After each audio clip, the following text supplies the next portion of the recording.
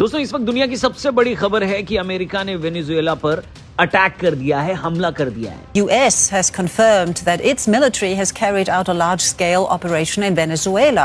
We want to know about the safety of Maduro and his wife. These are the latest developments post the attack by American. The question is why? Why did Trump carry out this attack? And why on Venezuela? Why does this country matter?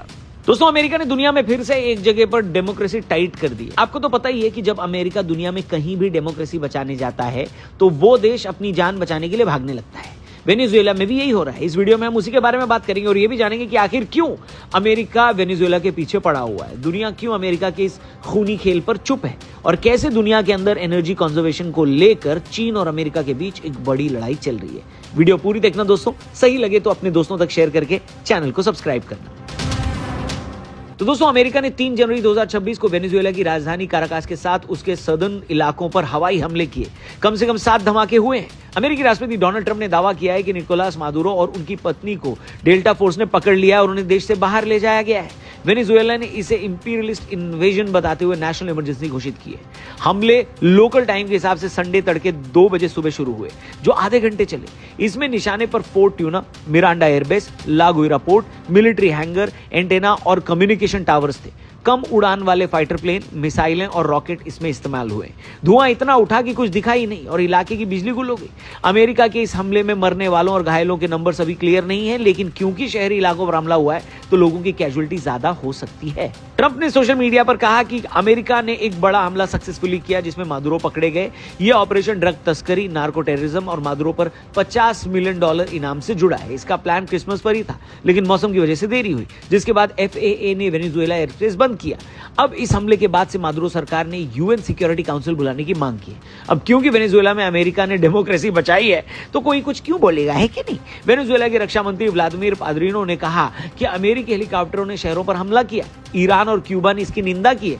अब ये उसी marine हमलों का extension था जो 2025 में हुए थे। दोस्तों सितंबर 2025 में अमेरिकी सेना ने वेनेजुएला के किनारों के पास छोटी बोट्स पर कम से कम 21 हमले किए, जिनमें 83 से अधिक लोग मारे गए। अमेरिकी राष्ट्रपति डोनाल्ड ट्रंप के आदेश पर ये हमले ऑपरेशन सदर्न स्पीयर का हिस्सा थे, जहां कैरिबियन में 10,000 सैनिक, 8 सबमरीन, B-52 बॉम्बर और ड्रोन तैनात किए गए थे।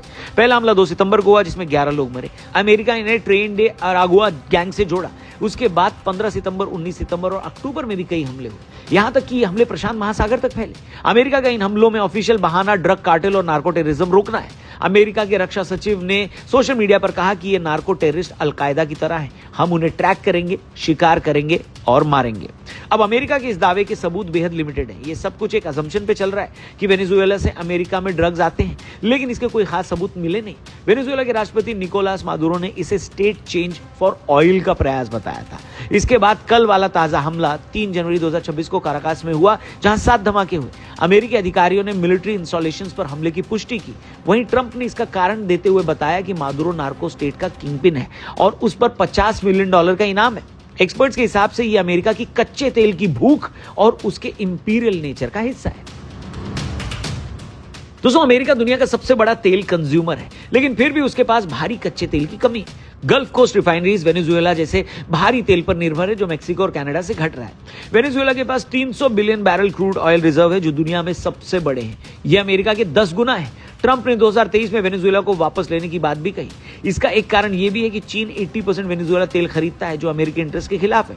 ट्रंप अपनी एनर्जी डोमिनेंस नीति से वेनेजुएला के तेल को अमेरिकी कंपनियों जैसे चेवरॉन के लिए खोलना चाहते हैं। मादुरो ने तेल और सोना अमेरिका को देने की पेशकश की थी, लेकिन ट्रंप ने उसे ठुकराया था। अभी हमले तेल एक्सपोर्ट रोकने के लिए। वेनेजुएला में अभी क्रूड ऑयल का प्रोडक्शन 1 मिलियन बैरल प्रतिदिन का है, जो इन्वेस्टमेंट बढ़ाकर और भी बढ़ाया जा सकता है।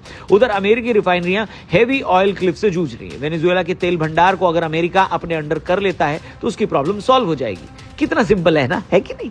दुनिया में शांति तभी तक है जब तक अमेरिका के इंटरेस्ट साधे जा रहे हैं, लेकिन अमेरिका का इंटरेस्ट ही इसी में है कि दुनिया में आग लगी रहे, है कि नहीं। बात तो सही है। दुनिया की सो कॉल्ड डेमोक्रेटिक महाशक्ति अमेरिका, इसके दुनिया में बहुत से इनह्यूमन एक्ट्स हैं जिसे दुनिया अच्छे से देख चुकी है। वेनेजुएला बस उसी का सबसे ताजा शिकार बना है।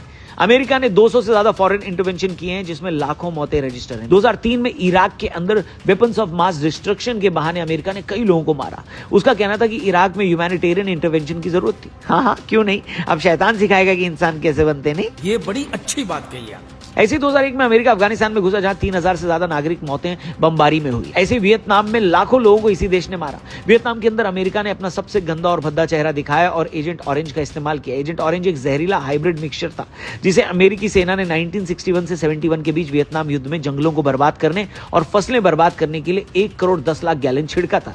इसमें टॉक्सिक पोल्यूटेंट डाइऑक्सिन था जो कैंसर, डायबिटीज, जन्म दोष और विकलांगता का कारण बना। यहां लाखों वियतनामी और अमेरिकी सैनिक भी प्रभावित हुए। वहीं 1989 में अमेरिका ने नोरिएगा को ड्रग चार्ज पर अटैक किया जिसमें वहां के आम लोग मारे गए। 2011 में लीबिया के अंदर गद्दाफी पर जनसंहार और अराजकता फैलाने के जुर्म में भी हमले हुए। अमेरिका ने बार बार जिनेवा कन्वेंशन को तोड़ा, लेकिन दुनिया के देशों में इतनी हिम्मत नहीं हुई कि वो अमेरिका के खिलाफ कुछ बोल दे, क्योंकि अमेरिका दादा सुपर पावर है ना दादा। हेलो।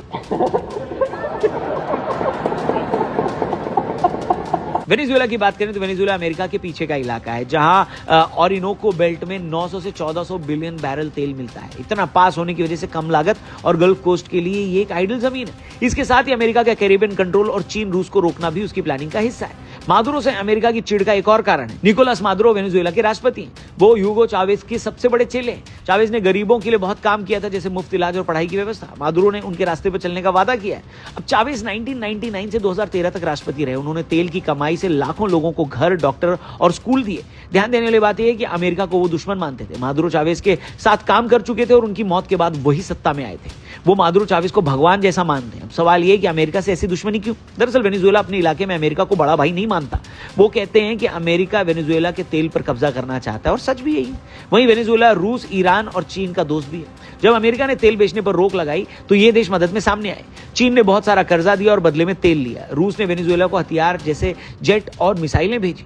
ईरान ने ड्रोन और तेल बनाने में मदद की। ये देश मिलकर अमेरिका का मुकाबला करते हैं। बस अमेरिका की सबसे बड़ी प्रॉब्लम यही है।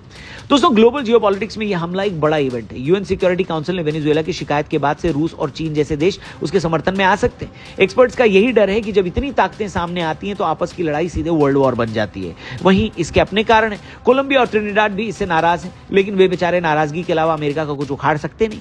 लेकिन रूस और चीन बहुत कुछ उखाड़ सकते हैं। पर सवाल यह है कि क्या ये कुछ करेंगे या पूरी दुनिया की तरह ये दोनों देश भी चुप रहेंगे? आपको क्या लगता है दोस्तों? कमेंट करके जरूर बताइएगा। अमेरिका की इस हरकत पर या इस अटैक पर आपकी क्या ओपिनियन है? ये न्यूज जब आपने देखी तो सबसे पहले आपका क्या रिएक्शन था, उस बारे में भी कमेंट सेक्शन में जरूर लिखिएगा। चैनल को सब्सक्राइब करना। जल्दी मिलेंगे यहां पर। जाने से पहले एक बार फिर से याद दिला दूं, 15 फरवरी को है महाशिवरात्रि का महापर्व। हर साल की तरह इस बार भी आदि योगी की उस बड़ी प्रतिमा के सामने जो कोयंबटूर में है, ईशा फाउंडेशन के आश्रम में, वहां पर लाखों भक्तगण आने वाले हैं और उनके लिए जो महाप्रसाद वहां बनाया जाता है उसके लिए हम लोग इस बार भी कंट्रीब्यूट कर रहे हैं। अगर आप महादेव के भक्तों के लिए इस महाप्रसाद में डोनेट करना चाहते हैं तो डिस्क्रिप्शन और पिन कमेंट में लिंक दिया है, उस पर क्लिक करके कंट्रीब्यूट जरूर करिएगा और इस लिंक को अपने दोस्तों से भी जरूर शेयर करिएगा। जल्दी मिलते हैं। हर हर महादेव।